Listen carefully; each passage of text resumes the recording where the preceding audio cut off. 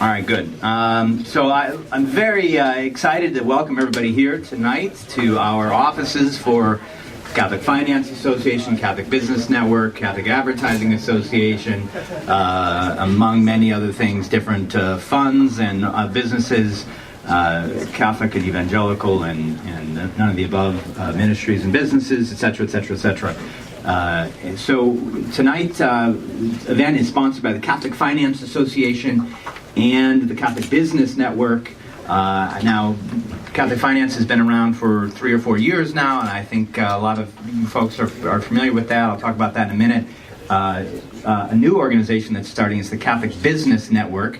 There's a couple of dozen, let's say there's a dozen chapters of the Catholic Business Network around the country, and so this is the New York City chapter for people in business, senior and junior, all kinds of businesses. It's just a network of Catholics in business. And I also want to take the opportunity, while I got your attention, to thank our sponsors for tonight. One is Tinderbrook Associates, which is a marketing association, and who did stuff for Delta Airlines, did stuff for Bill Clinton and Bob Dole, and also for another big one, Department of Defense. And among other things, the Tinderbrook Associates marketing, so if you have marketing done, they're great. They've done some work with us. They've been fantastic. And the other one is St. Joseph's Partners, and I'm looking for Drew. Is there Drew? Okay. The most fascinating presentation Drew showed me, St. Joseph's Partners deals with precious metals, deals with gold, and I'm trying to figure out exactly how to actually have an event around this presentation on looking at Catholic social teaching, the Bible on gold. More broadly, they're experts in that field, and I would say do yourself a favor, if you get the opportunity, grab him, sit him down, set up a time, and do have him show you this presentation on precious metals and gold specifically. And there's some really interesting things, and you've sold me on it, so I think everyone would do themselves a favor if they got a chance to sit down with Drew for a bit. So, and then getting on to the point of it, tonight we've got. I think I'm excited about this topic. So much of the view of Catholicism is just a list of don'ts, and it's not. It's just an understanding of how the world works that has been passed down, has been developed and formed over thousands of years of human experience and history, with the additional help of some divine revelation, and so there's also some proscriptive things, and maybe there are some competitive advantages that we have as people of faith, and that's what we tried to do in our last topic on the outlook for 2014 and beyond. And is there anything that we specifically can add to the picture that we can know that we have some inside tracks on, and then tonight's topic is very similar. Maybe there's some inside tracks and benefits that we can have as people of faith from the Job Acts and crowdfunding. Now, Chris Terrell has developed a lot of successful businesses, and really one of the people through the years that I've been really proud to know, and very happy to know his family and get to drink with him from time to time. And Offerboard, that he is a company that he's building, which is dealing specifically with mid-market, is that fair to say, businesses in a crowdfunding platform online, and this is all new stuff, and it's technical. I'm not even going to begin to give it justice, but it's very exciting. It's a new field, and this might be a billionaire in the future, in the near future here. So when that happens, we can say that we got to know him when. And so, but call me asking for checks too. Yeah, Just checking. Then, not. Yeah, I know it, right? So I'm going to stop talking, and I'm just going to warmly welcome Chris Terrell.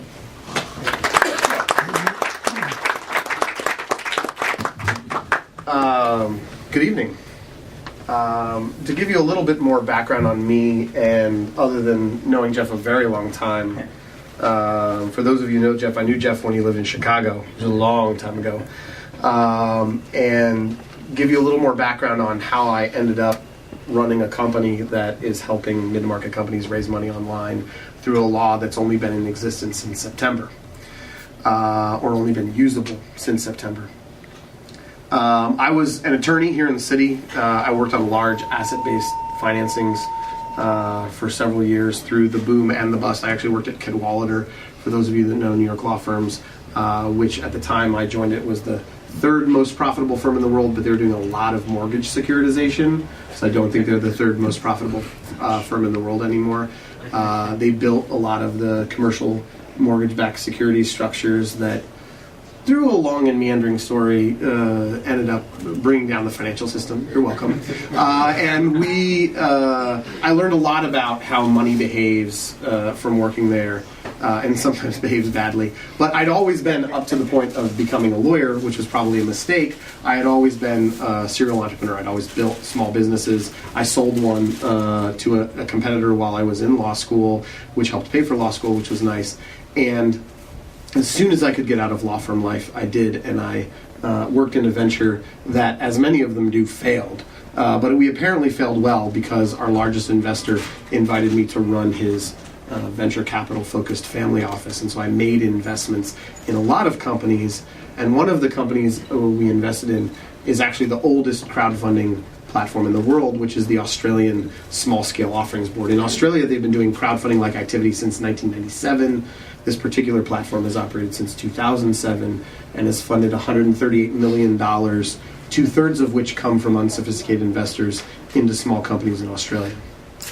So we've licensed that technology here in the United States, and later this month we'll be launching a platform that will help mid-market businesses in the United States raise between $1 and $50 million online using a law that just went into effect last September 23rd.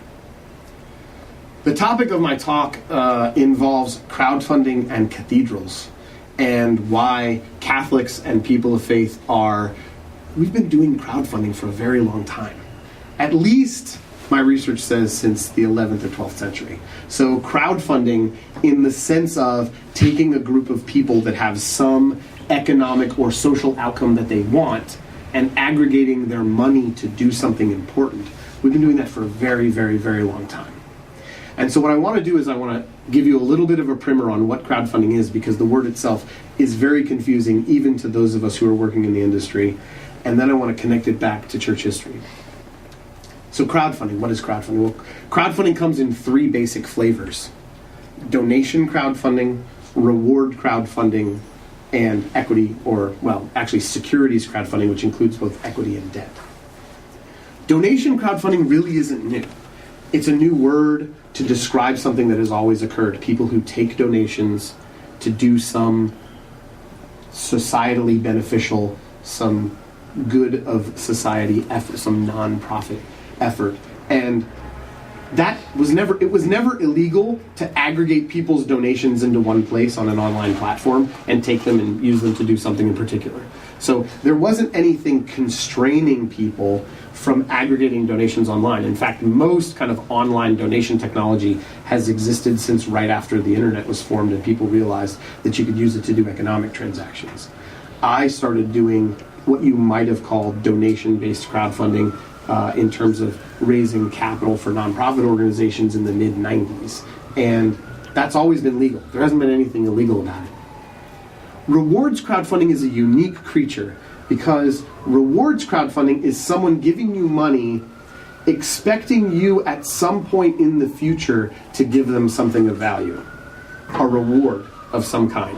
Everything from, I've seen kisses and hugs on Kickstarter available for a certain price, to an innovative watch. Many of you are familiar with the Pebble watch, which was the most successful raise on Kickstarter to date, and has since formed many copycats.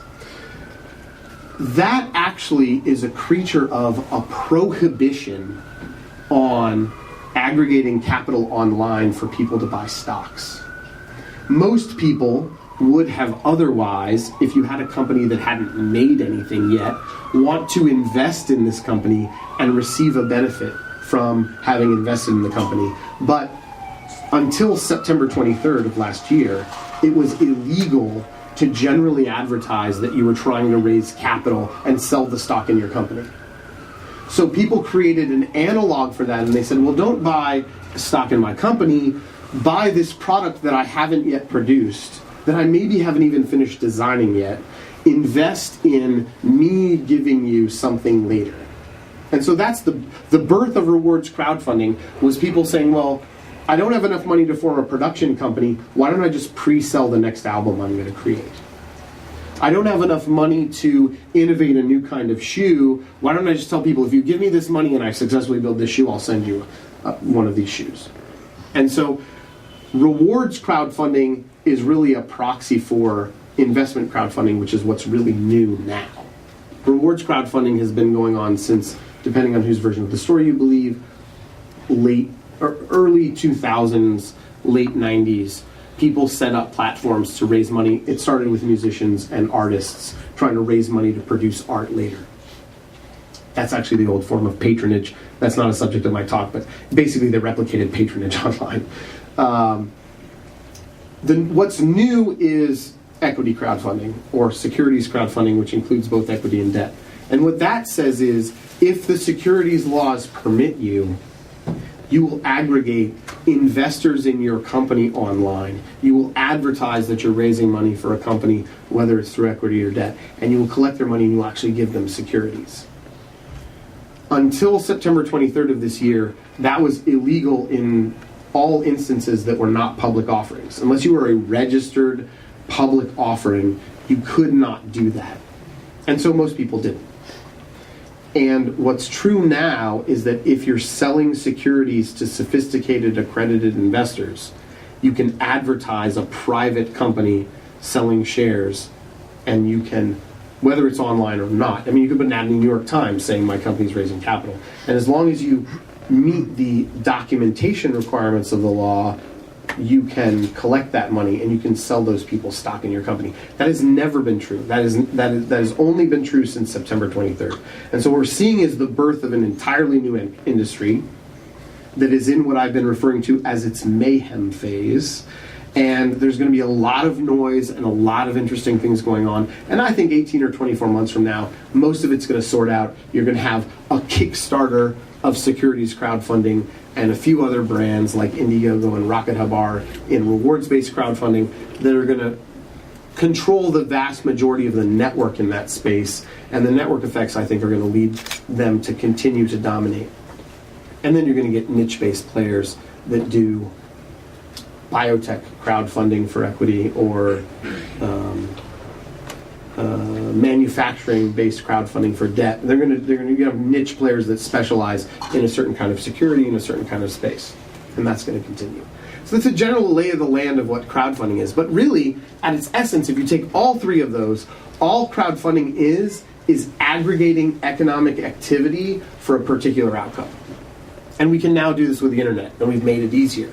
But the church has been crowdfunding cathedrals since, well, depending on whose numbers you believe, and I've got a couple researchers here who believe that sometime between the 11th and 13th century, the church started crowdfunding cathedrals. So around the 5th century, there were some papal edicts about the finances of the church that suggested that all bishops should allocate 20% of the revenue of their diocese to maintaining and building the churches in their diocese. This is what you might otherwise understand. This is balance sheet financing. For those of you who know balance sheet financing, this is balance sheet financing is not really good for anyone involved, because the way in which you look at the asset that's being built is very different, and you don't see these assets discretely. There are several companies in the United States now that actually help dioceses that are currently doing balance sheet financing, do asset-based financing, which significantly changes their cost of capital and really improves the financial health of a diocese. 5th century, we're doing all balance sheet financing for creating the Fabrici Ecclesiae, the buildings of the church. And that started to change, depending on, again, which of these particular researchers you believe, around the early 1200s, mid 1200s. And there's a writing in 1241 that actually starts to talk about, well, what you really should set up is funds for building each of these individual edifices. And when you're building something, you should create a fund, and it should have people who lead it, and they should go out and they should raise capital from the local area just for building that particular building of the church, whether it's a cathedral or otherwise. And that, to me, sounds a lot like a startup real estate company. And that, to me, sounds a lot like crowdfunding. And they would write, the bishops would write letters. They would write what might look a lot like an email you receive in a crowdfunding campaign. And they would write these letters to send out into the parishes. And they would actually hire people to take these letters out into the parishes to get the crowd into the parish.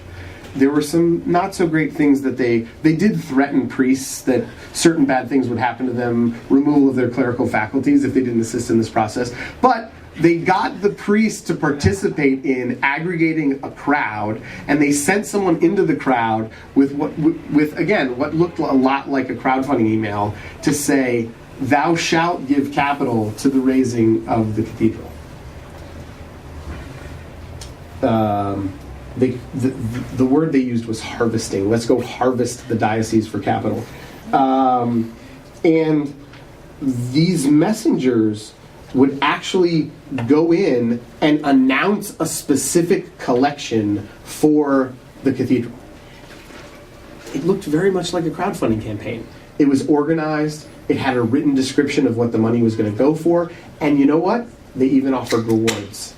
Indulgences were available for those who participated in this particular crowdfunding campaign, and other benefits of the diocese. 700 cathedrals were built this way during the medieval era. And they originally started with early adopters of the crowdfunding process that would usually come from either papal donations or donations from various bishops' funds that would seed this. This looks a lot like equity crowdfunding in other countries that's led by small venture capital firms and small private equity firms that seed the round and then let the crowd follow the smart money. Our platform here in the United States is actually built on this model of finding smart investors to lead a round and then have the crowd follow it. And I think that the church understood that if the Pope put in a little money and the bishop put in a little money and then they went out to the crowd, it was a different pitch than if it was just, hey crowd, why don't you fund this cathedral from scratch?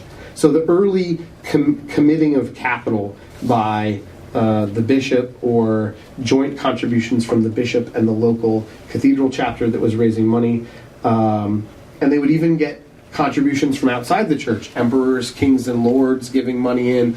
This is just like personal syndication on Angels List, for those of you who understand the crowdfunding marketplace. Angels List has allowed angel investors to set up personal syndicates that they lead, and they go, okay, I'm giving to this, why aren't you investing in this particular thing? And so they would get the crowd fomented to make donations to the cathedral by suggesting that there are other smart people who are involved in getting this cathedral going and you really should be involved. One of the kind of paradigmatic examples of crowdfunding a cathedral was the cathedral at Utrecht. And the cathedral at Utrecht actually had very little contribution from outside. The vast majority of the money came from small donations, investments, whatever you like to call them, from the mendicatoria, the begging letters that the bishop had sent out into the parishes to get the funding from the crowd. And so the varying levels of crowdfunding were applied throughout this medieval history in which 700 were built. But at Utrecht, the vast majority of the capital that built the cathedral at Utrecht literally came from the crowd, came from individuals in parishes who had been solicited by the bishop through these emissaries to raise capital to build that cathedral. So where do I think this is going for people of faith, particularly for Catholics? I think that we naturally have an affinity for collective economic action.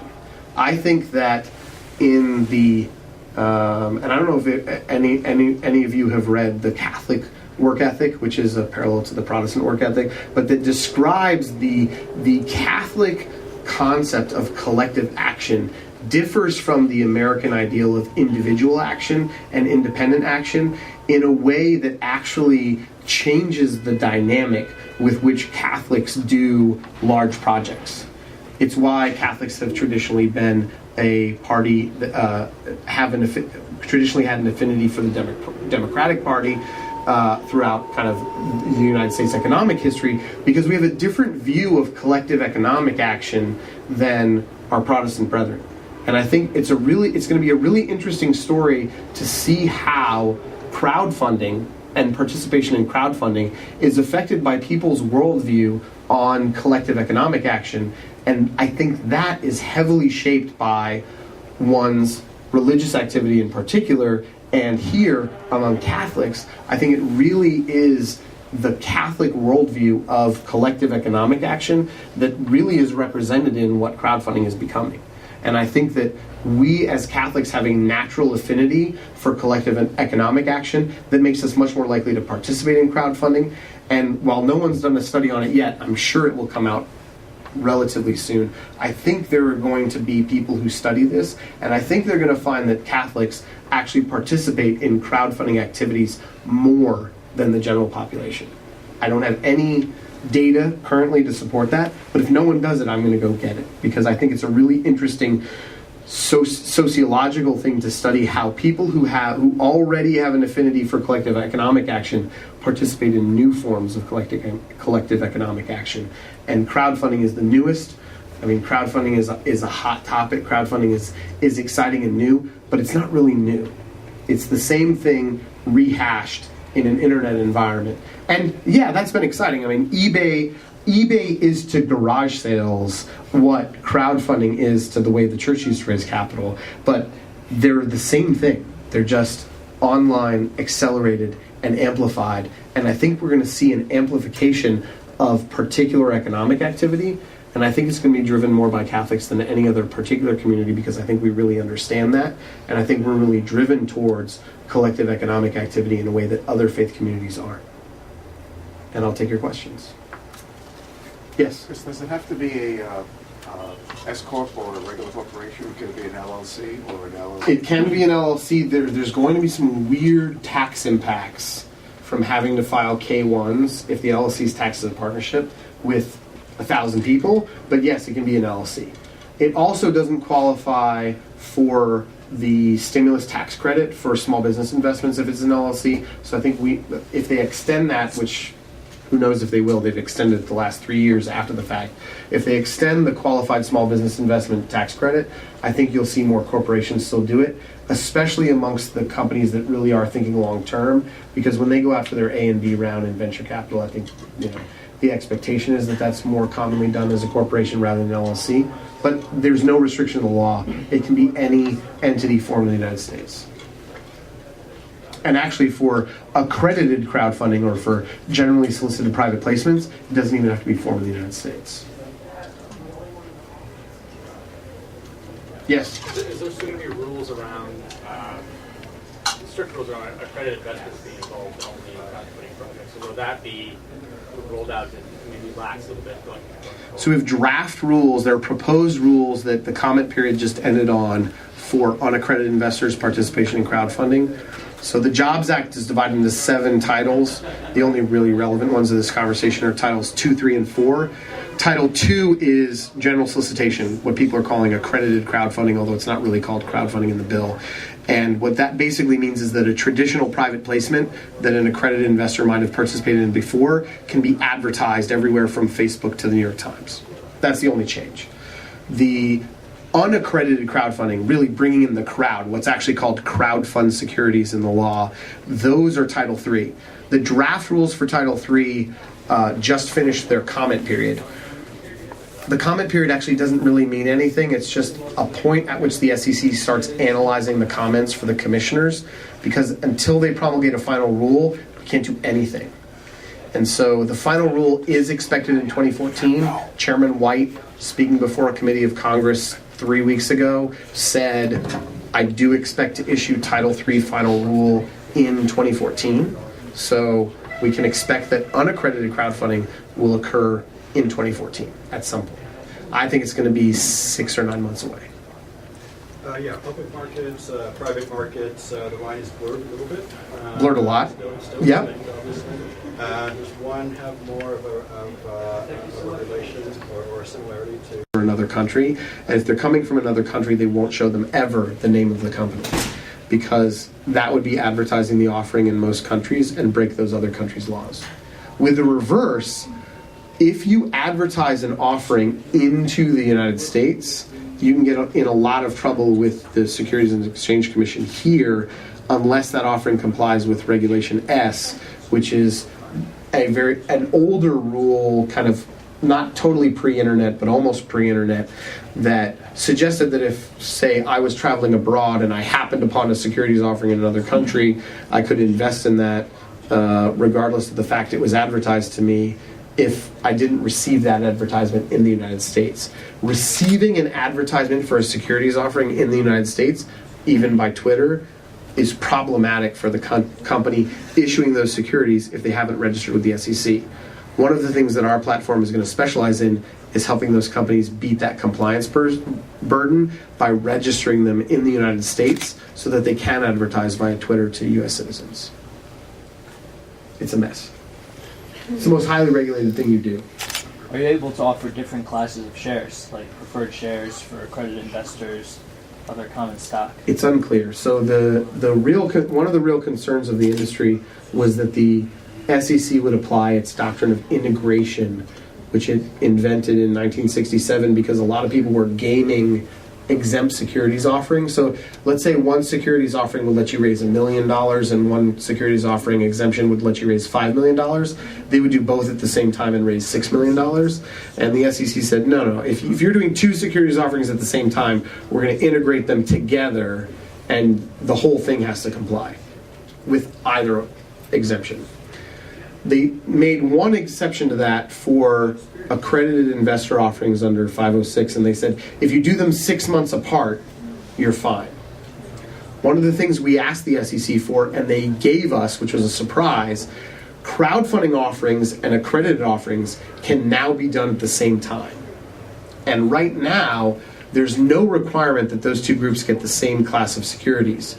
But there's some weird advertising problems because an accredited offering can be advertised broadly. I can put an ad in the New York Times. A crowdfunding offering, the only advertising I can do is go to this FINRA registered platform and see what I'm offering. I can't do real offer advertising the way I can do when I'm only selling securities to accredited investors. So if you permit those at the same time, the real question is, well, what advertising regulations are they under? Are they under the most restrictive?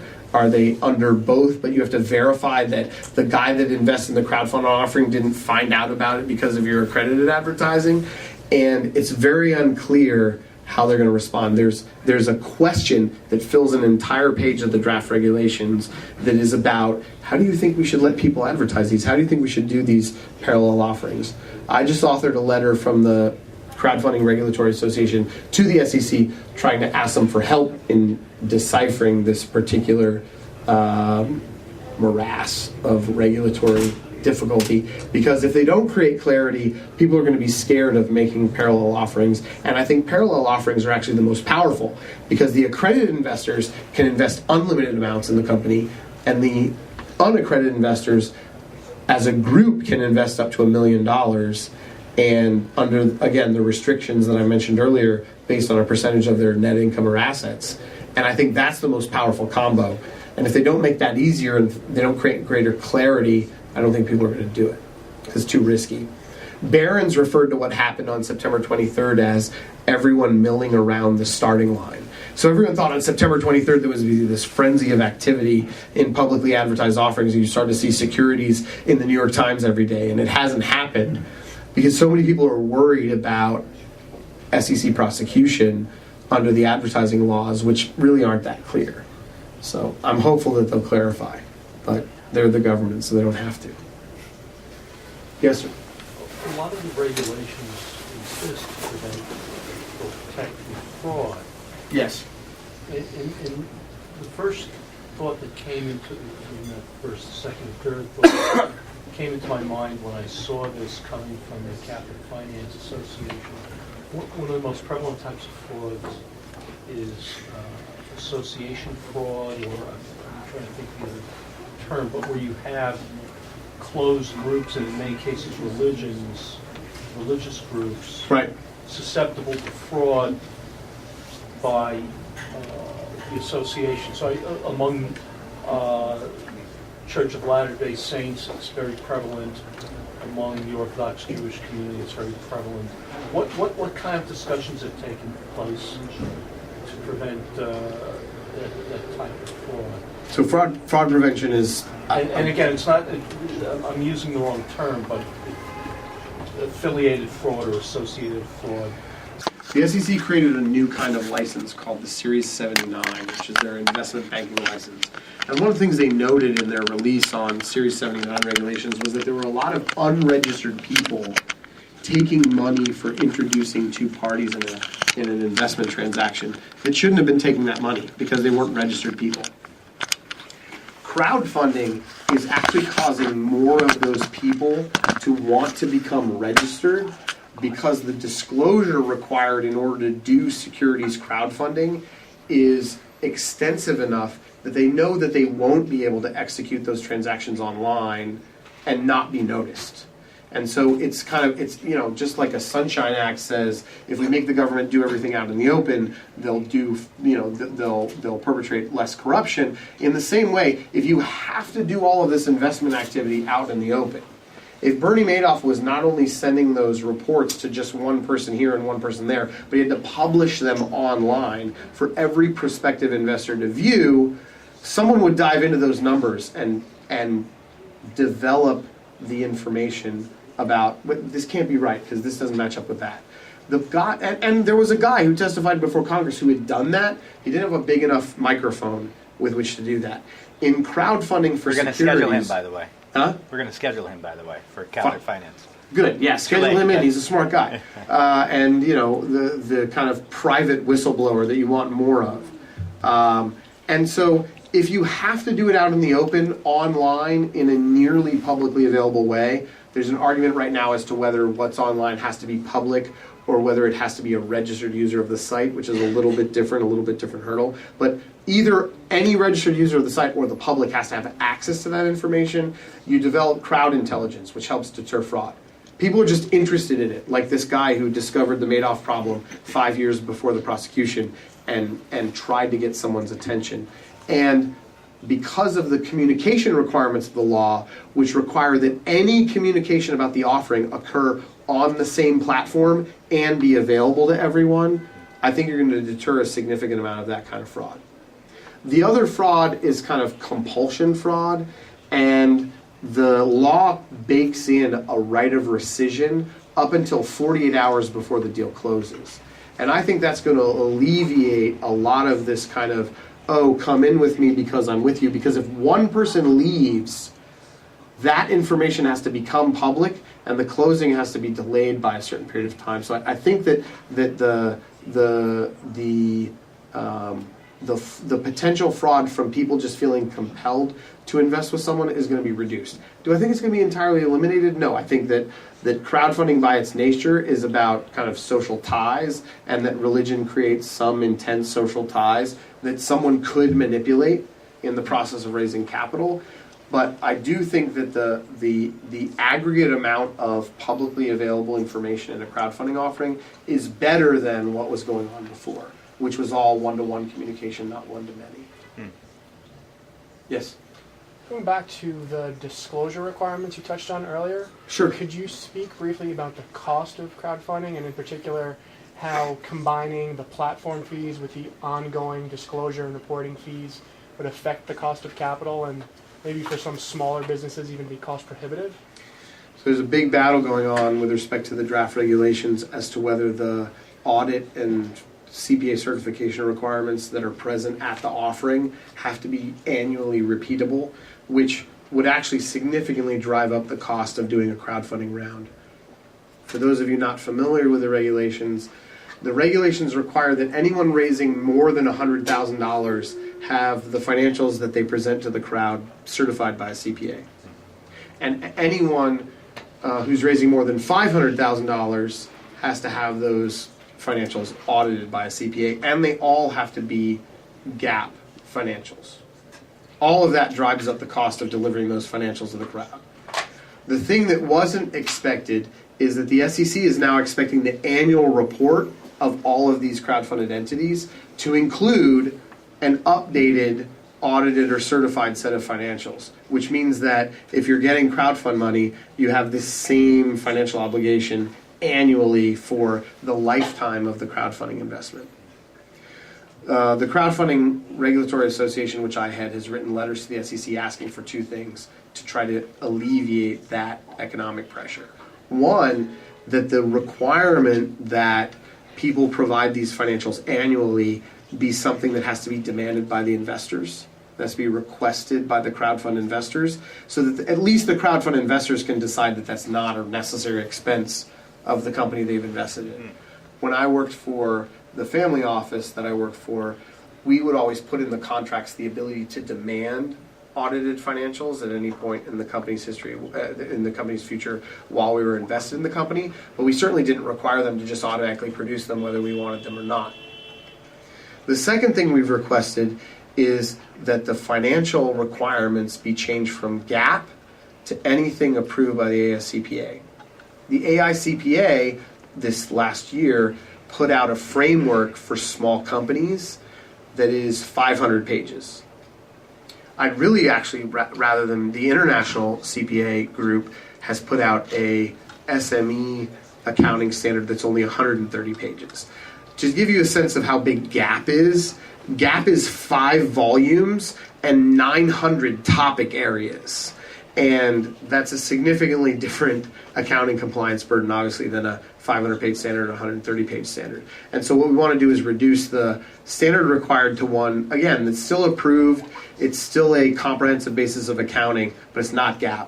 And second, to require that the investors can demand those audited or certified financials, but that they're not just mandated every year for no particular reason.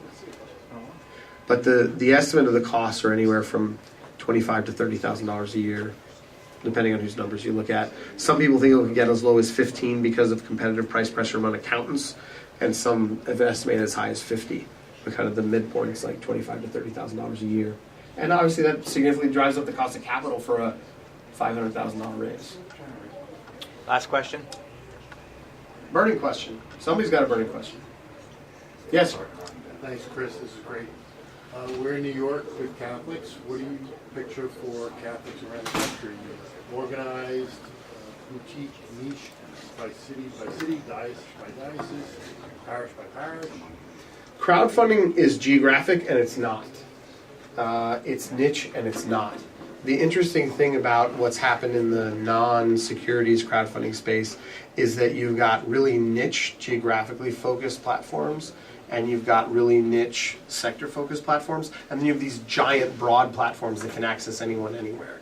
And so I think amongst Catholics, there's going to be a menu of options. But I do think that someone's going to build a platform that has all of the attractiveness of a generally available platform and all of the tools of a generally available platform, but specifically focuses on the kinds of deals that would be more valuable in a Catholic community, whether that's deals that involve family-friendly entertainment, deals that involve things that strengthen local ties. I think that we're going to develop an economic ecosystem that follows the Catholic principle of subsidiarity and actually gets driven down more to the local and community level. And I don't just mean that geographically, I mean that in the aggregate, people who are interested in what's going on because they're Catholic, because they're Jewish, because they like circuses, whatever the affinity is. I think that affinity-based investment is going to change the profile of how money gets deployed, and I think some of those affinities are naturally Catholic, whether they support the family, whether they support the church, whether they support a flourishing of society. I think those things are going to be, and I also think that just Catholics in general are going to be more likely to participate in everyday crowdfunding, because we understand in a unique way the value of collective action because of our history, because of our community, and just because of the way we think about doing something with others. Thanks for the question. All right. Thank you so Thanks, much. Jeff.